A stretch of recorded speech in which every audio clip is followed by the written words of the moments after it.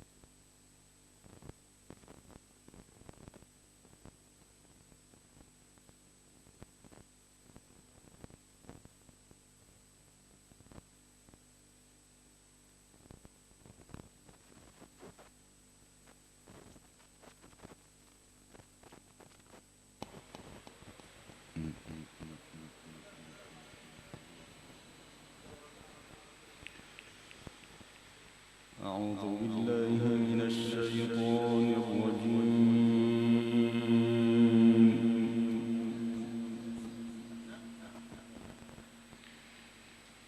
بسم الله الرحمن الرحيم.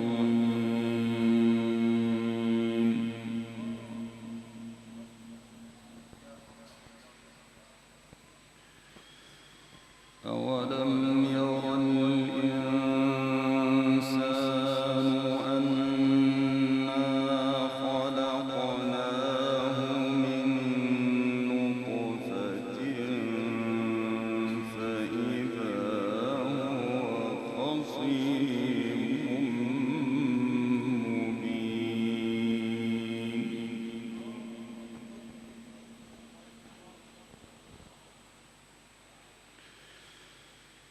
وضرب لنا مثلا ونسي خلقه قال من يحيي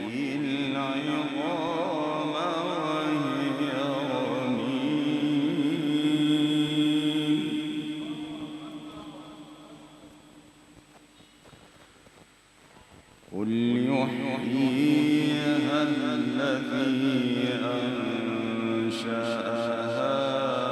أول مرة وهو بكل خلق عليم.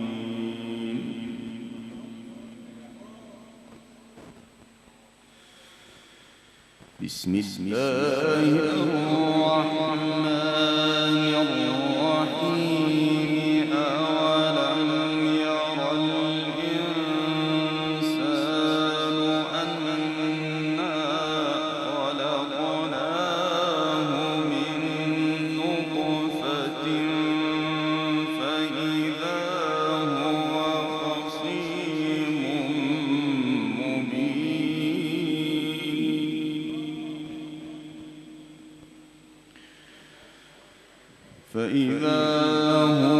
خصيم مبين وضرب لنا مثلا ونسي خلقه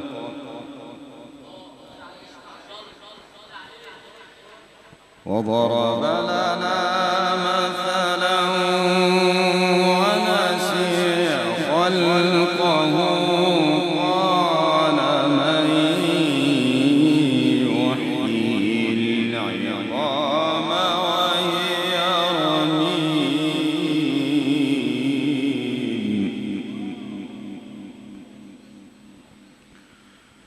قل يحييها الذي أنشأها أول مرة وهو بكل خلق عليم.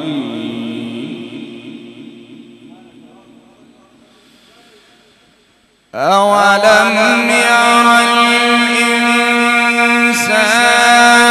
أنا خلقناه من نطفة فإذا هو خصيم مبين وضرب لنا مثلا ونسي خلقه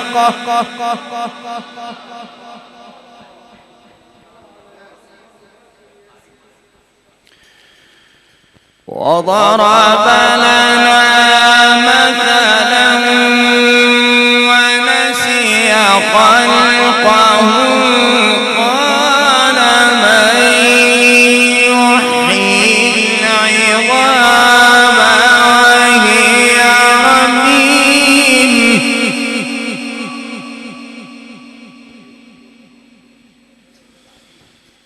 قال من يحيي العظام وهي رميم. قل يحييها الذي أنشأها أول مرة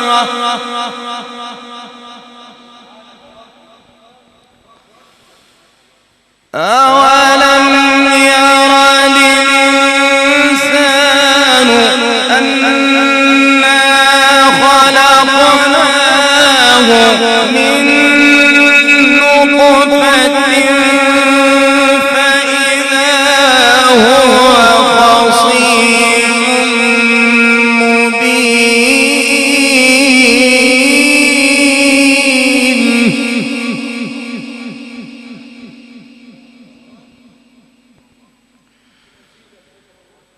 أولم ير الإنسان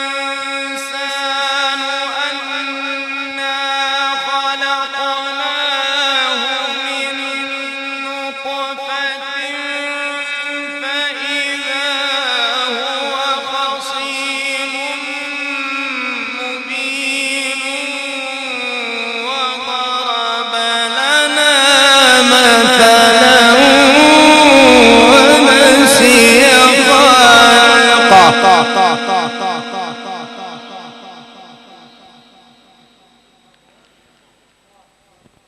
وضرب لنا مثلا ونسي خلقه قال من يحيي العظام وهي رميم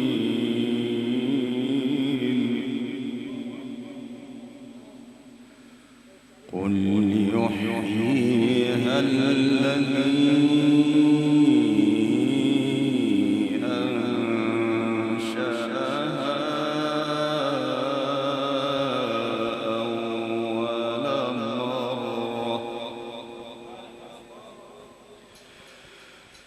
وضرب لنا مثلا ونسي خلقه قال من يحيي العظام وهي رميم قل يحييها الذي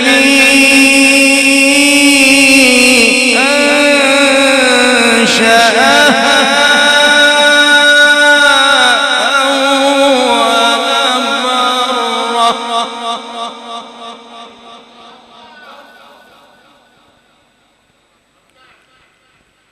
قل يحييها الذي أنشأها أول مرة وهو بكل خلق عليم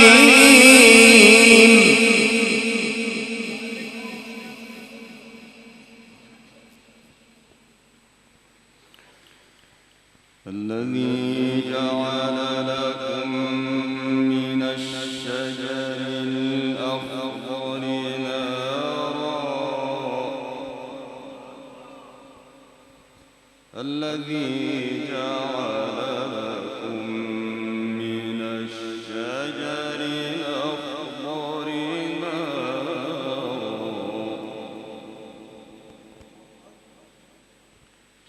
الذي جعل لكم من الشجر الأخضر نارا الذي جعل لكم من الشجر الأخضر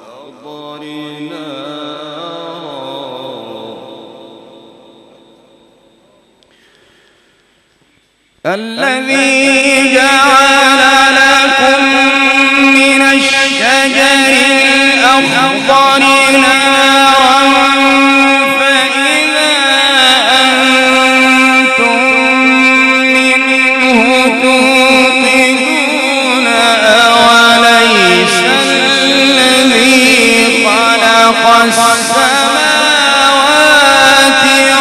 والأرض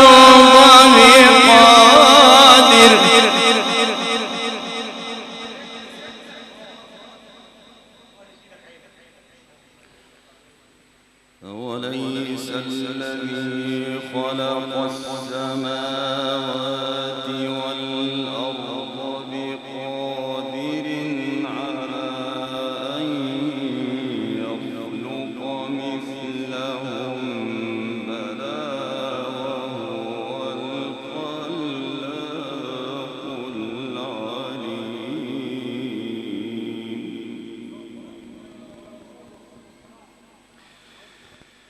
الذي جعل لكم من الشجر الأخضر نارا فإذا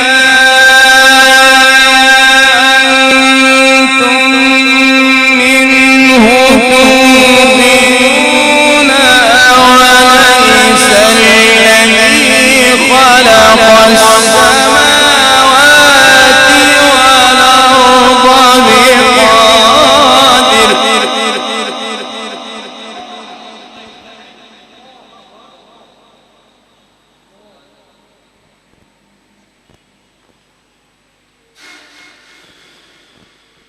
أوليس الذي خلق السماوات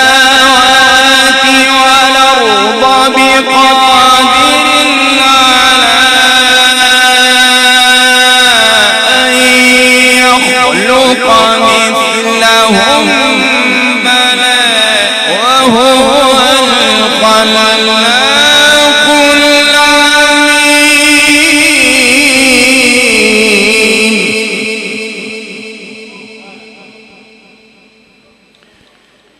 الذي جعل لكم من الشجر الأخضر نارا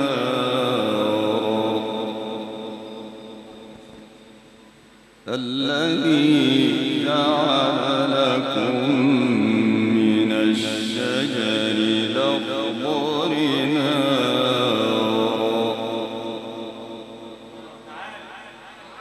الذي جعل لكم من الشجر الأخضر نارا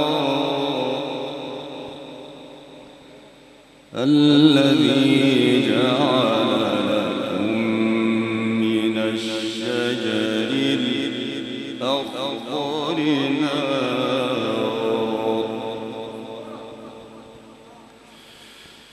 الذي جعل لكم من الشجر الأخضر نارا فإذا أنتم منه توقدون أوليس الذي خلق السماوات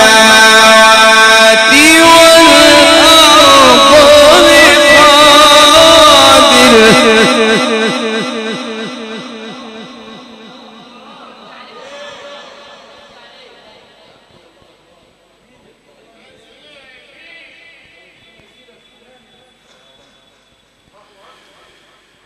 الذي جعل لكم من الشجر الأخضر نارا فإذا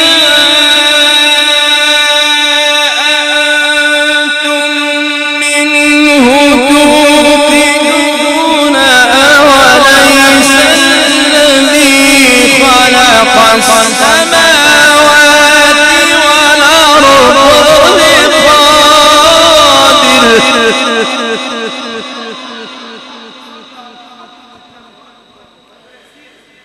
بقادر على أن يخلق مثلهم بلى وهو الخلاق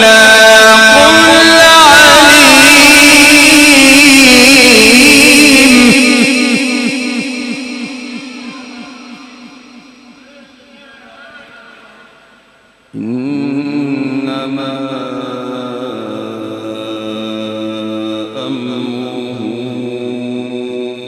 إذا أراد شيئا أن يقول له كن فيكون.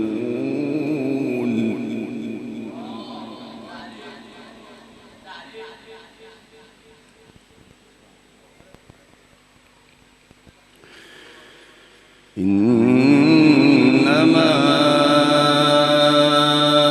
أمره إذا أراد شيئا أن يقول له كن فيكون.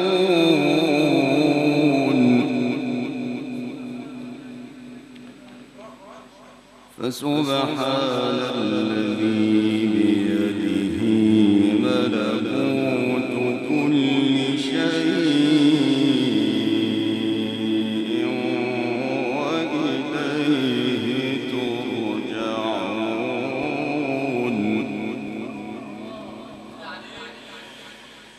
إنما أمره إذا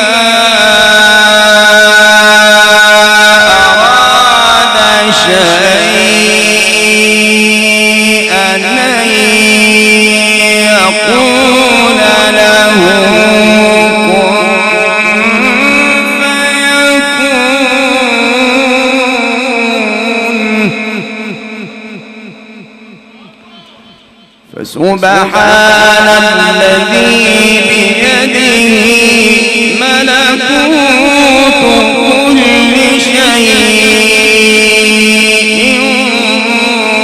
وإليه ترجعون فسبحان الذي بيده ملكوت كل شيء وإليه ترجعون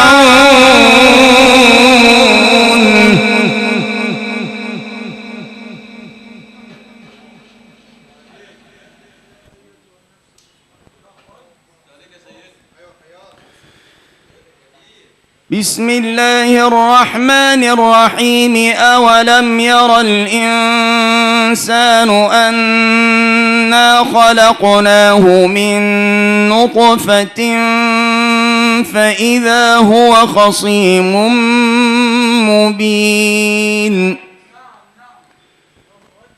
وضرب لنا مثلا ونسي خلقه قال من يحيي العظام وهي رميم قل يحييها الذي أنشأها أول مرة وهو بكل خلق عليم الذي جعل لكم من الشجر الأخضر نارا فإذا أنتم منه توقدون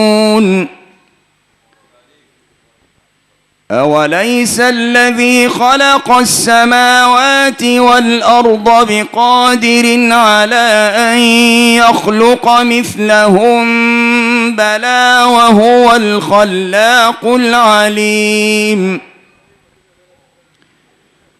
إنما أمره إذا أراد شيئا أن يقول له كن فيكون فسبحان الذي بيده ملكوت كل شيء وإليه ترجعون إنما أمره إذا أراد شيئا أن يقول له كن فيكون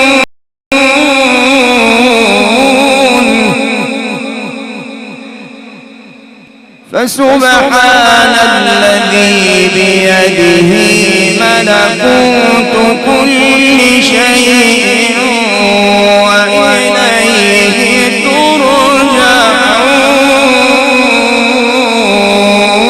ترجعون بسم الله الرحمن الرحيم يا أيتها النفس المطمئنة ارجعي إلى ربك راضية مرضية بسم الله الرحمن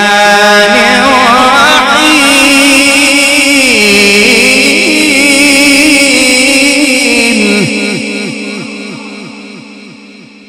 بسم الله الرحمن الرحيم يا أيتها النفس المطمئنة ارجعي إلى ربك راضية مرضية ارجعي إلى ربك راضية مرضية فادخلي في عبادي وادخلي جنتي صدق الله العظيم. اللهم اغفر لجميع موتى المسلمين الذين شهدوا لك بالوحدانية ولنبيك بالرسالة وماتوا على ذلك. اللهم اغفر لهم وارحمهم وعافهم واعف عنهم وأكرم نزلهم ووسع مدخلهم واغسلهم بالماء والثلج والبرد ونقهم من الذنوب والخطايا كما ينقى الثوب الأبيض من الدنس.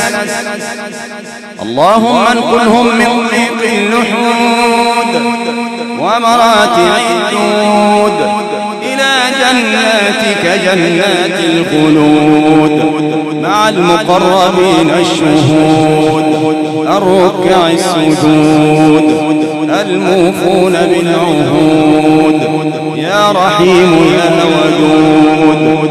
وارحمنا اللهم إذا صرنا إلى ما صاروا إليه تحت الجنادل والتراب وحدنا وهيئ لنا ساعتها من يدعو لنا برحمتك يا أرحم الراحمين.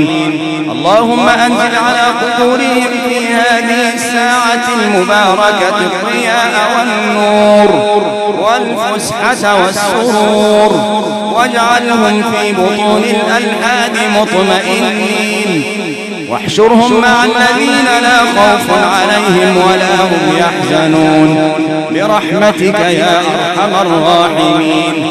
اللهم أعط ثواب ما قرأناه ونور ما تلوناه هدية منا واصلة إلى روح المصطفى صلى الله عليه وسلم وإلى روح أصحابه الكرام وآل بيته الأعلام وإلى روح المتوفى وإلى روح أمواتنا وأموات المسلمين أجمعين وإلى روح مشايخنا ومن له حق علينا ومن أحبنا فيك ومن أحببناه فيك يا رب العالمين وإلى روح أولياء الله الصالحين في مشارق الأرض ومغاربها برحمتك يا أرحم الراحمين. وآخر دعواهم أن الحمد لله رب العالمين. الفاتحة.